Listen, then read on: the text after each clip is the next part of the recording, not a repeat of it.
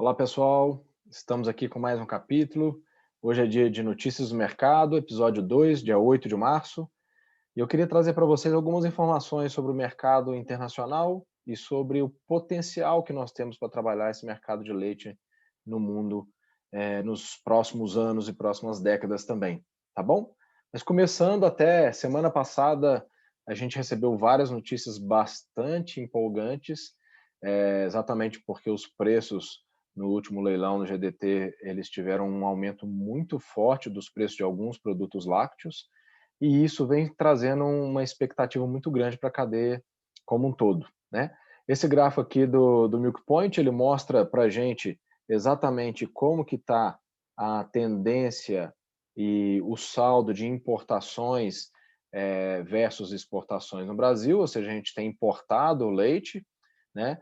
E quando a gente atingiu um pico no mês de novembro de 2020, teve uma redução em dezembro, uma redução significativa em janeiro e uma redução ainda maior no mês de fevereiro. A expectativa é que isso se reverta em breve, né? Exatamente porque com esses preços mais altos nas cotações internacionais, junto com a desvalorização do real perante o dólar, acaba tornando o nosso produto muito mais competitivo do que os produtos de outros países. Para vocês terem uma ideia, as próprias informações do Milk Point mostram que o preço de leite comercializado aqui no Brasil girou em torno de $3.400 a tonelada, enquanto que os preços negociados pelo GDT na última semana foram de $4.600 a tonelada, ou seja, realmente está muito mais interessante parar de comprar de fora e valorizar os produtos nacionais e, quem sabe, até aumentando alguma coisa de exportação.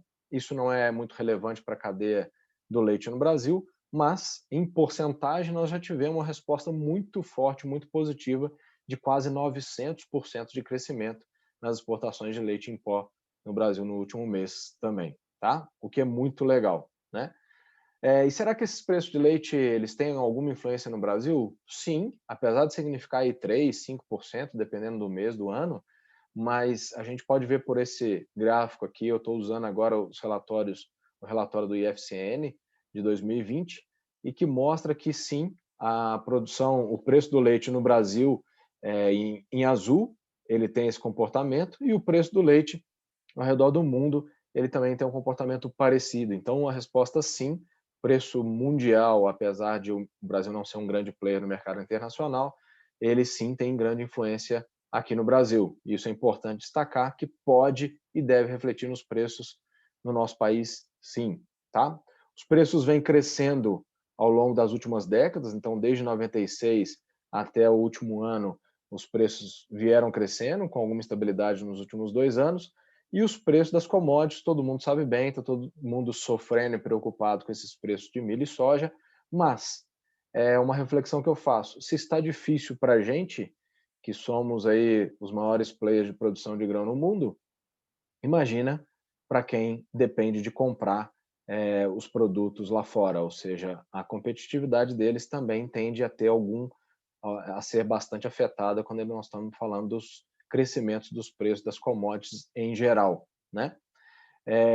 E aqui tem uma previsão bem interessante que o pessoal da IFCN fizeram, onde eles estão fazendo uma estimativa da produção de leite no Brasil total a partir nos próximos anos, até 2050, ou seja, com um crescimento bem interessante ainda, e com aumento de consumo também só tendendo a ter alguma estabilidade lá para 2035, 2040. Ou seja, a gente ainda tem muito a crescer, já que o nosso consumo per capita ele é baixo, onde a gente pode ver nesse gráfico aqui que nós estamos falando de um valor bem inferior, por exemplo, à América do Norte, aos países europeus e aos próprios países da Oceania, né? Então, nós temos como crescer e vários países também têm aumentado bastante a produtividade e o consumo nos seus países. A própria Rússia tem um consumo parecido com o Brasil e um potencial muito grande de crescimento também, assim como a Índia, né? Então, alguns desses países super importantes e que todo mundo sempre fala da própria China, sair desses 30 litros e ir para um consumo, por exemplo, da Índia, do Brasil, nós já estamos falando uma demanda muito grande de lácteos no mundo inteiro. E esse é um movimento que eu trouxe mais como curiosidade, porque muitos desses países vêm aumentando muito a produção, e para que eles consigam ser competitivos no mercado nacional e internacional, muitas grandes fazendas, fazendas gigantescas, vêm aumentando. Então aqui está basicamente, do lado esquerdo, a gente tem a lista das 10 maiores fazendas em volume de leite comercializado, e na direita, as fazendas com maior quantidade de vacas em lactação. Então a gente pode ver que a maior fazenda em produção é a Almarai, na Arábia Saudita, depois vem uma fazenda na China, que é inclusive a fazenda com o maior número de vacas, mas com uma produtividade menor. Depois vem na sequência 3 fazendas americanas, uma mexicana, uma russa e 3 chinesas. Então, para que os chineses consigam ser competitivos, eles precisam ter essas mega fazendas, e é dessa maneira que eles conseguem, né?